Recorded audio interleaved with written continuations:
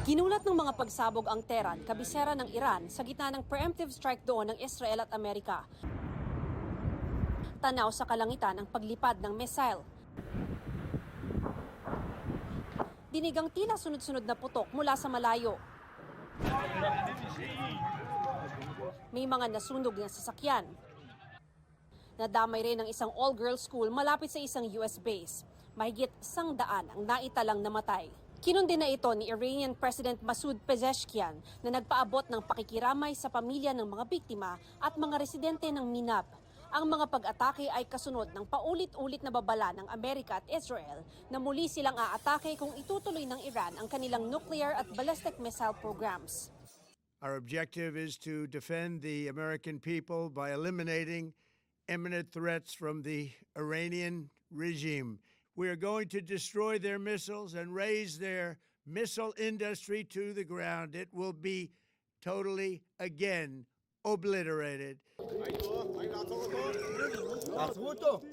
Agad gumanti ang Iran. Pinuntirya ang mga lugar sa Middle East kung saan may US bases, gaya sa Tel Aviv, Israel, kung saan isang Israeliyang namatay.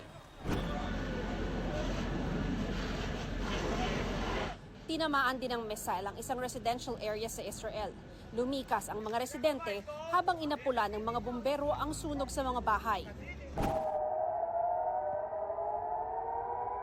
Pinatunog ang sirena sa Jerusalem sa pag-ulan ng Iranian missiles na nasasalag naman ng kilalang Iron Dome ng Israel.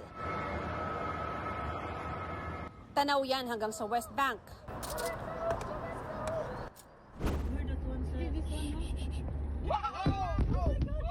Hindi nakaligtas ang mga bansa sa Persian Gulf.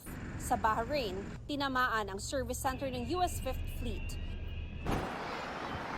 May mga nadamay na residential buildings.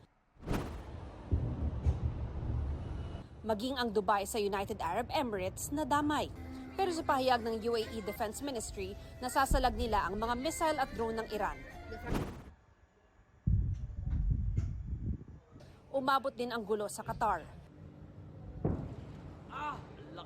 Allahu Akbar! Ayon sa Qatar Defense Ministry, mahigit 60 missiles at 12 drones ng Iran ang kanilang naharang.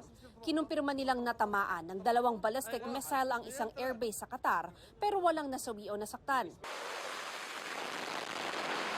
Ngayong araw inilabas ng US military ang isang video na ipinapakita ang mga ginamit nila sa mga isinagawang airstrike sa Iran. Yan umano ang kumitel sa supreme leader ng Iran na si Ayatollah Ali Khamenei.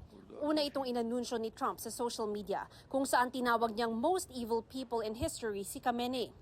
Kinumpirma ng Iranian state media ang pagkamatay ng kanilang supreme leader.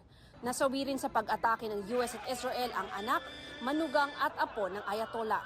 Sa gitna naman ng pagpupulong ng United Nations, nanawagan si UN Secretary General Antonio Gutierrez na itigil ang mga pag-atake. Mr. President, third, the region and the world need a way out now.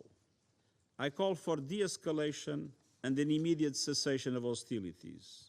Pero sa isang pahayag, nagbabala si Trump na kung ipagpapatuloy ng Iran ang kanilang retaliatory strikes, mas matindi raw ang igaganti ng Amerika. Para sa GMA Integrated News, Mav Gonzalez, nakatutok, 24 oras.